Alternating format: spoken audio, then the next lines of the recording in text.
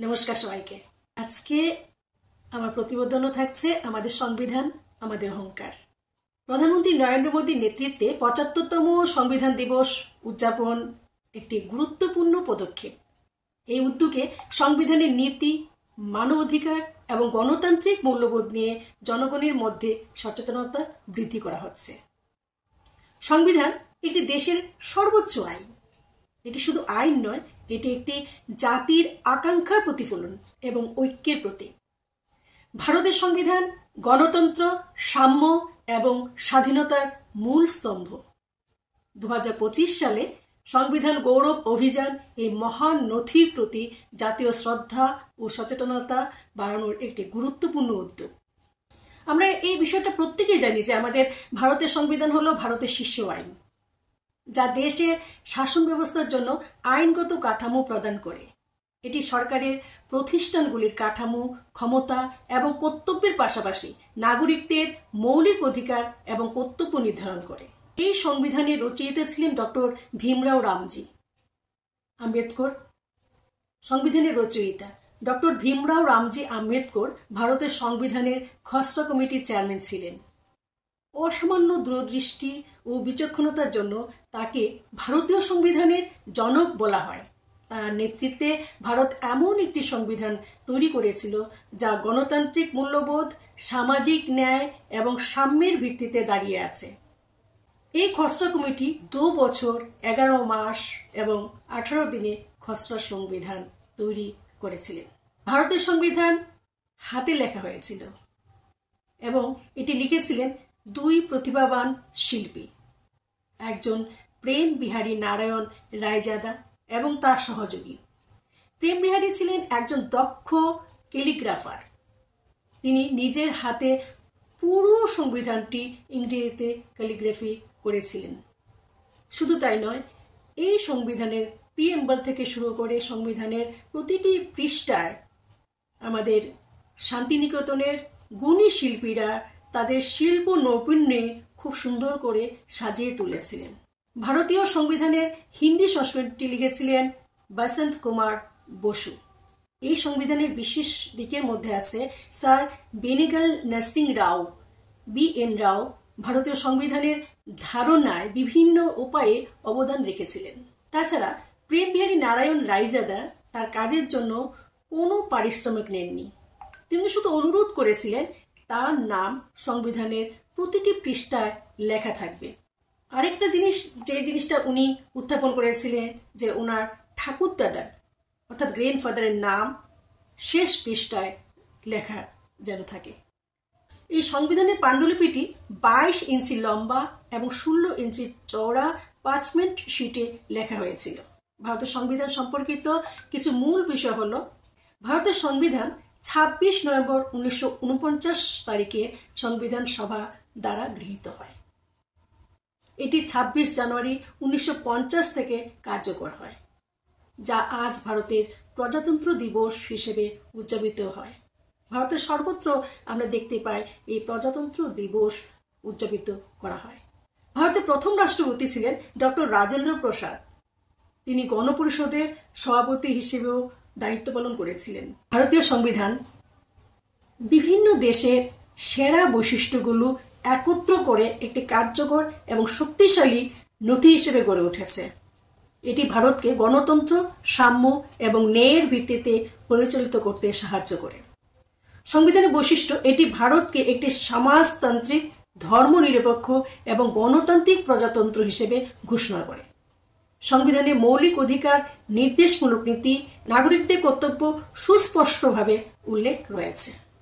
সংবিধানের ভূমিকা, সংবিধানের উদ্দেশ্যগুলি উল্লেখন করা এবং ন্যায়, স্বাধীনতা এবং ভ্রাতৃত্বের মূল্যবোধ প্রতিফলিত করে। এটি আমরা, ভারতের জনগণ দিয়ে শুরু হয় এবং ন্যায়, স্বাধীনতা, সমতা অর্জন এবং জনগণের মধ্যে ভ্রাতৃত্ব প্রতিষ্ঠার লক্ষ্যে নির্ধারণ করা হয়েছে। ভারত একটি সাংবিধানিক রাষ্ট্র, অর্থাৎ এর আইন এবং সরকার দেশের আইন অনুযায়ী চলে।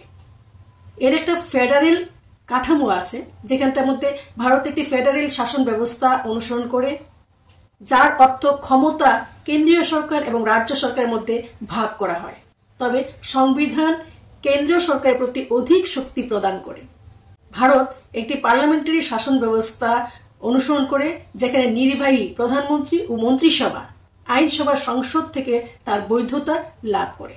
ভারত একটি গণতান্ত্রিক রাষ্ট্র এবং 18 বছর ঊর্ধ্বে সকল নাগরিকের ভোটাধিকার আছে। মৌলিক অধিকার নাগরিকদের দেওয়া হয়েছে, যেমন এই অধিকারগুলি আইনি কাঠামোতে কার্যকর, অর্থাৎ এগুলো আদালতে বাস্তবায়নযোগ্য। রাষ্ট্রীয় নীতি নির্দেশিকা রয়েছে, যা সরকারের জন্য ন্যায়পূর্ণ ও সামাজিক রাষ্ট্র প্রতিষ্ঠার পথনির্দেশ দেয়। ভারতের সংবিধান একটি জীবন্ত দলিল, যা সমাজের পরিবর্তিত প্রয়োজনের সঙ্গে সঙ্গতি রেখে সংশোধিত হতে পারে।